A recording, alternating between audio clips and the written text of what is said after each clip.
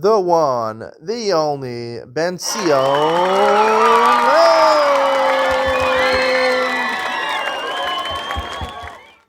Good morning and welcome to Yeshiva YouTube Benzion. Today's daf from Sotah, daf Chavav number 26. I want to talk today about really the end what I did today. The Gemara says in the parsha of Sotah Shich Vazera, right? That Sotah has to be together with a man, secluded with a man, in a situation where it's able Shich Vazera, that he should be able to be together with her. You know, Shich Vazera is when the man lets it out, ejaculates.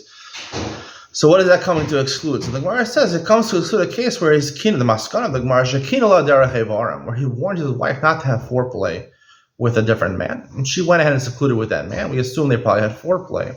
But there was probably no, we don't assume there was, it could have been there, but his warning was foreplay. So that's not including partial, so that's not a good enough warning, right? You have to have a good warning in front of two Adam.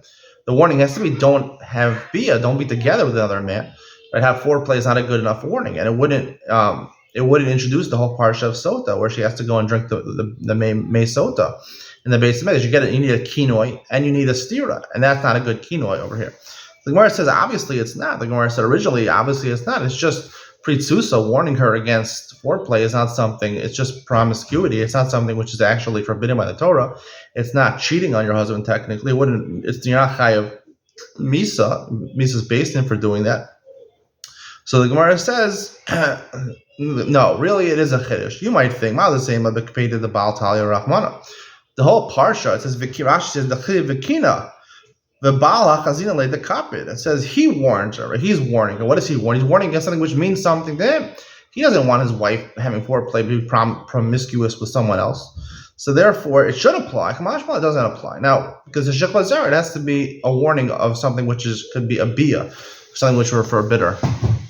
Now, obviously, a woman who engages in foreplay with a different man, she's considered overas al das. We talked about yesterday in Daf Chav Hey, right? The Mishnah in Ksuvo says that a woman who's overas al das, she's promiscuous, she goes down to the marketplace and she flirts with other men, or her hair is done in a certain way, it's uncovered according to most opinions. She's overas al das, she loses her Ksuva already. Right? So why is this not good enough? She loses her Ksuva. So why not? So we have to isolate over here.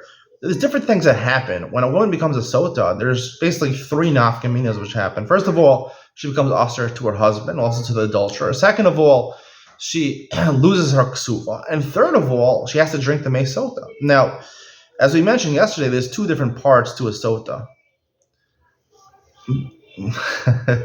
I apologize for the background music. My kids are playing with some Fisher-Price phones over here. Now we bought me saying, kids, please stop it. So the Gemara says, hold on a second. Can you kids please stop with the music?